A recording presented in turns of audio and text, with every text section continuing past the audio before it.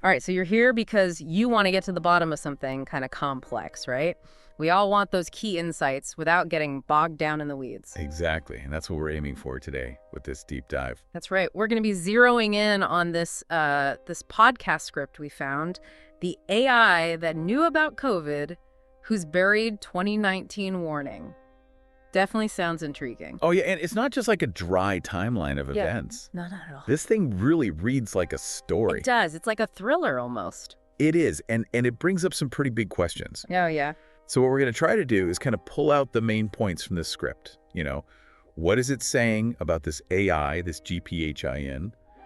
What were its predictions about COVID-19 early on? And how are those predictions allegedly received? Right. So essentially, we're going to be dissecting this podcast script and seeing if we can understand the story it's telling us. And keep in mind, this is coming from another podcast, so it's definitely meant to be engaging. It's designed to unfold like a story. Even uses what sound like audio snippets and visual cues from their presentation. So let's dive right in. First things first, we need to introduce this central character, this AI they call GPHI. All right, so GPHIN, according to the script, is Canada's Global Public Health Intelligence Network. And right off the bat, what's interesting is it's not new. Right, it's been around for a while. Yeah, it's been around since 1997. Wow. So they set it up specifically to monitor global data, looking for any signs of, emerging health crises. So not just relying on, like, official reports and stuff? No. This was meant to be a global early warning system. Wow. Looking everywhere. The script says it would scour all kinds of sources, like regular news, but then also airline passenger data. Oh, wow. And they even mentioned, like, the dark web drug markets. Really? Yeah, looking for those very first hints of an outbreak. Anything out of the ordinary. That's fascinating. They were casting a wide net. Very wide net. So then in 2018... the script mentions a significant upgrade to GPHIN. This is where they bring in machine learning. Yes, and not just any machine learning. They actually trained it on a huge data set of about 100 million health records. So this would have given GPHIN a massive amount of information to analyze, way beyond just like simple keyword searches. Exactly, and the machine learning aspect meant that it could start to pick up on those subtler patterns and those anomalies that a human might miss. Right, so if the script is right about this, then this upgrade would have made GPHIN much more powerful, not just detecting, but actually predicting pandemics. Like a real global sentinel. Okay, so now we have this advanced AI constantly on the lookout for threats, right? And this is where the story in the script really takes off. It talks about how in late 2019, GPHIN started picking up some very specific signals coming from Wuhan. And the timing here is key. The script highlights December 5, 2019. Apparently, that's when GPHIN flagged a spike in Google searches coming from Wuhan. What kind of searches? Things like dry cough and even oxygen tank rental. Okay, so already that suggests, some sort of localized health issue. Right. People are clearly looking for information and resources related to respiratory problems. But it wasn't just online searches. No. What else? The script says GPHIN also noticed a bunch of flight cancellations around Wuhan. And then on top of that, a huge increase, like 400%, in the use of veterinary antibiotics. Wow, that's a big jump. So putting those seemingly random things together, it paints a pretty unusual picture. Exactly, and that's what GPHIN did. It analyzed those data points and came to a pretty stark conclusion, they claim. A novel zoonotic virus was emerging. And they even estimated the R0 value. Right, 2.3, they said. Just a quick reminder for our listeners that R0 value tells you how contagious a disease is. So 2.3 means that each infected person would spread it to, on average, about 2 or 3 more people. Pretty significant. Yeah, definitely suggests a potential outbreak brewing. So the AI does its job, identifies this threat, analyzes all the data, and what happens next. The script says that GPHIN recommended an immediate investigation by the WHO. Yeah, you'd think at that point things would start moving quickly. Right, you'd think so, with that kind of recommendation and that kind of analysis backing it up, right? You would. But the script claims that's not what happened at all. Really? They allege that the WHO's response was basically stand down. Wow. Their reason. According to the script, the WHO said China was reporting no unusual illnesses. That's a pretty big discrepancy. Huge discrepancy. And it's a key point in the narrative. Definitely a point that needs more digging, if we can. For sure, and it gets even crazier. Oh, yeah. The script then mentions this former GPHIN analyst. They keep their name anonymous, obviously. But this analyst claims they were ordered to delete the alert. Delete the whole thing. But they say they kept a copy. And the script actually shows what it claims is this leaked alert. And what does it say? GPHIN Priority 1, Global Threat. Duh. Recommend travel bans. Chilling stuff. So if all this is true, then we have a very early, very serious warning that was essentially buried. That's what the script's suggesting. So the big question is why? Why would anyone downplay or ignore a threat like that? And this is where the script really starts to get into the conspiracy theories. It brings up allegations of a cover-up. Right, because at this point, we're not just talking about public health anymore. This is international relations, this is politics. Right, it's a whole different ballgame. And the script points to these leaked emails from 2019, allegedly, that suggest the WHO was worried about, quote, undermining China.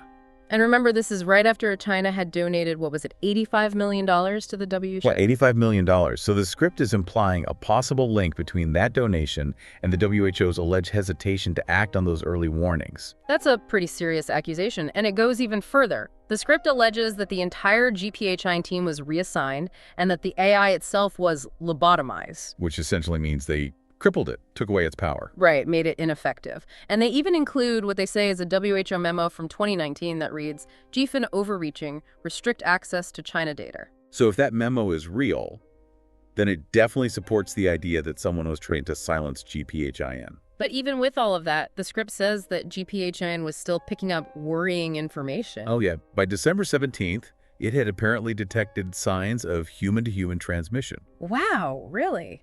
How? They say it was through deleted posts on WeChat. Like what kind of posts? The script gives an example of someone writing, "Don't go to the wet market, they're burning bodies." That's terrifying. Absolutely terrifying. But even if those posts were quickly deleted, the AI was able to pick up on them. That kind of anecdotal information, especially when you have an AI analyzing massive amounts of data, it can be a huge red flag. Makes sense. So what did GPHIN do? It upgraded the threat level to Category 6, according to the script. Category 6, what does that even mean? They claim that was usually reserved for bioweapon threats. Oh, wow. So a major escalation. And what did the WHO do? According to the script, they dismissed it all as, quote, unverified rumors. So you have this AI screaming from the rooftops, basically, and the WHO is saying everything's fine. That's the picture the script is painting. And this is where the story of Dr. Li Wenlian comes in, right? Right. The script includes what it claims is leaked audio from Dr. Li Wenlian.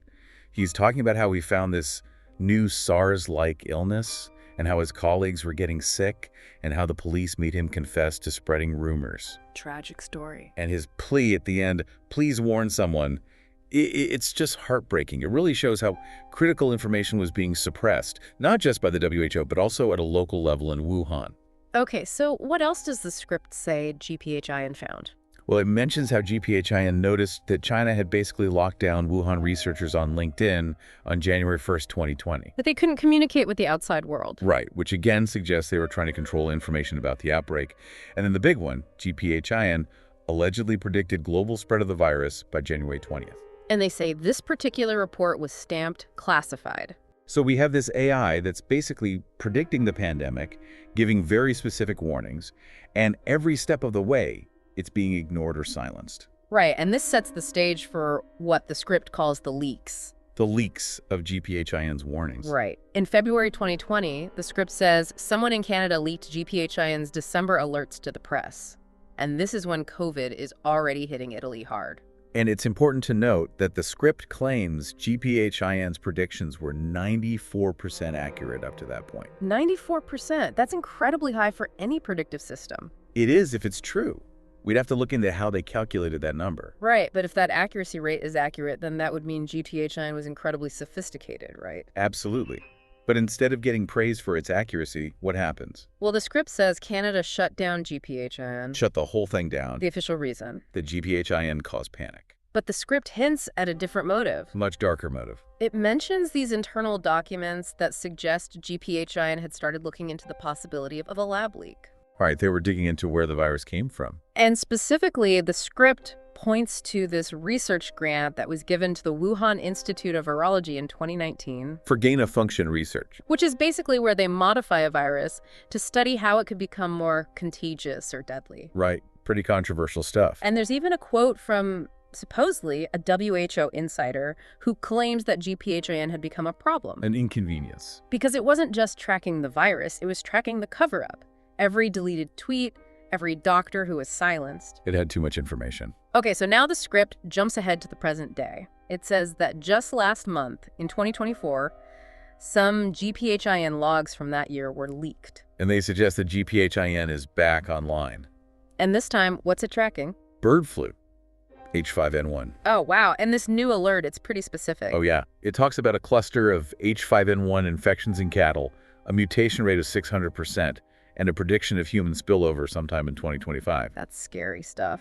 And it's all happening against the backdrop of these H5N1 infections on dairy farms in Texas. And there are some people saying these mutations are linked to lab-engineered strains. Right, so some eerie similarities to the early days of COVID. And how are the authorities responding? Well, the script claims the WHO is saying there's no imminent threat. Of course. And they even include what they claim is a leaked email from the USDA from 2024 that says, GPHIN H5N1 alert, request denied, avoid public panic. So are we just going to repeat history? Well, the script includes this pretty bleak quote from a former CDC director. They don't name them, but they supposedly say, we're repeating 2019, power comes first, truth comes never. That's pretty cynical. It is. And what's GPN's final prediction? He says there's a 100% probability of a pandemic between 2025 and 2030. 100%. 100%. Wow. And the AI's final message? Alert. Humans are the vector. Repeat. Humans are the vector. So let's take a step back for a second and kind of summarize what we've learned from this podcast script.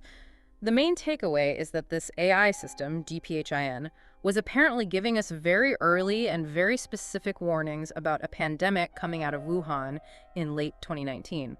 And the script claims that the WHO ignored or suppressed those warnings, maybe because of political pressure or maybe because of money.